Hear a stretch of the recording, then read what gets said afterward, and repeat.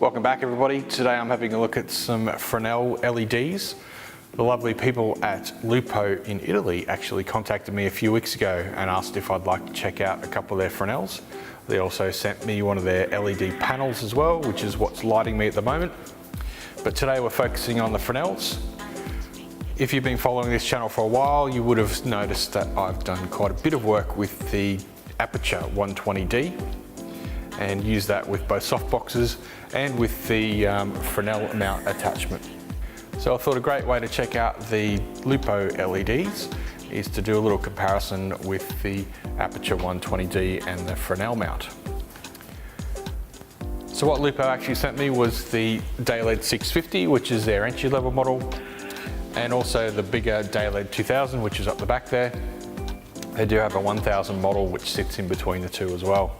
So let's have a quick look at the specifications, starting with the Aputure 120D, which has a US price of around $645, and the Fresnel lens mount at $69. It has a 12 to 42 degree beam angle from flood to spot, has a dimmer control between 10% and 100%, is 6000 degrees Kelvin, and has a CRI of 96.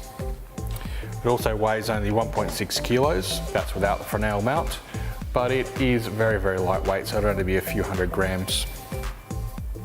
There is of course a battery option and the remote is included. It also includes a really groovy soft case. The output from the Aputure 120D is measured at 1 meter at 3300 lux. If we have a look at the specs of the Lupo Day-LEDs, most of the specs between the models are fairly consistent. Obviously the power changes, but apart from that, most of the things are the same. The Day-LED 650 does have a flood to spot degree angle of 18 to 50, whereas the 1000 and 2000 have 15 to 55, so a little bit wider range there.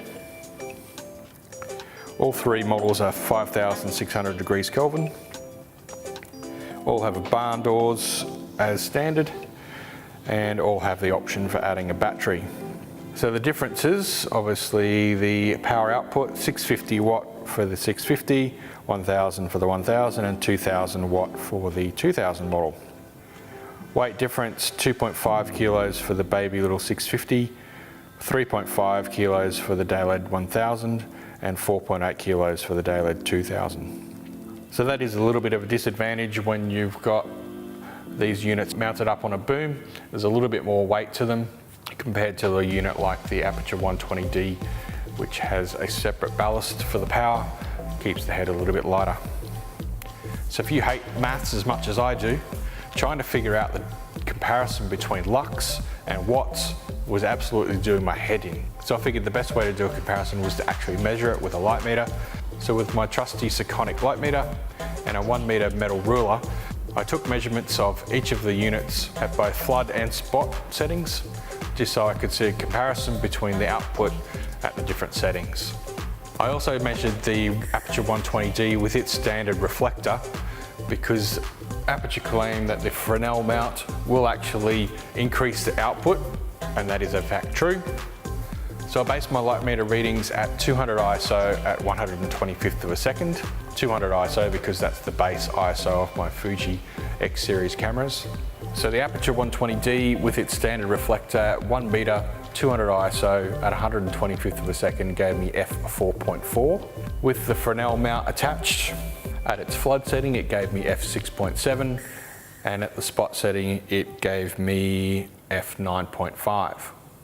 Comparing that to the Lupo Day-LED 650, at its flood setting it gave me f3.4 at 200 ISO at 125th of a second, and at the spot setting it gave me f6.7.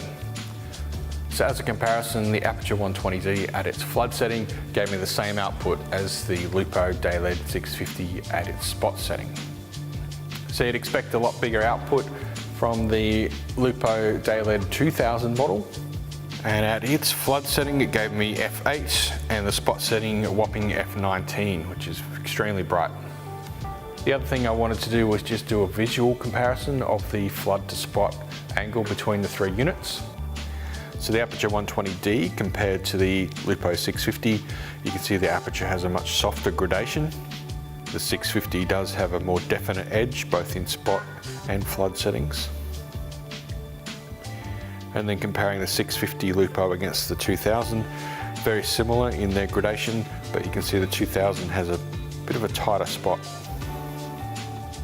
So my first impressions of the Lupo Day-Leds are they're extremely well made. They're a pretty tough polycarbonate construction, reasonably lightweight considering all the power and everything is contained in the one unit. Barn doors included, which is great. And there are a few other accessories, small soft boxes, etc. that you can get from Lupo to fit these. So if you're looking for a dedicated Fresnel type head, these Lupo units are really fantastic and look great. I've done a couple of shoots with them already and I'll be posting some of those videos soon. After a couple of weeks with them, I'm pretty impressed and I'll look forward to using them a bit more in the future. So the Aputure 120D is actually a little bit cheaper, and in terms of power output, fits just a little bit above the 650 here, but below the 1000 and obviously definitely below the 2000. I guess the major advantage of the Aputure is if you want something that's really versatile. This uses a standard Bowens mount, so you can literally get hundreds of different lighting modifiers that fit on the Aputure 120D. In terms of the Fresnel attachment, obviously it is a fairly cheap unit, not quite to the standard of the Lupo, but still does a great job. And if you haven't checked out the video I made early on with the Aputure 120D and the Fresnel mount, make sure you check that out, link above. So the only other little tiny thing that I actually preferred in the Aputure was that the kit bag that they supplied is really nicely made and quite sturdy. Lupo don't actually supply a bag with their heads. You can actually buy a soft bag for their units, which sells for around $64 US, but it is definitely a lot softer and not as sturdy as the Aputure one, which comes for free. The Aputure also includes a remote control, which would have been a great feature to see with the Lupos as well. Obviously they have DMX control, but nowhere near as simple and as inexpensive as the supplied remote that comes with the Aputure. So there's my first little introduction to the Lupo Day-Led Fresnels from Lupo IT in Italy, link below. So far pretty impressed, and I'm looking forward to using these a bit more in the coming weeks.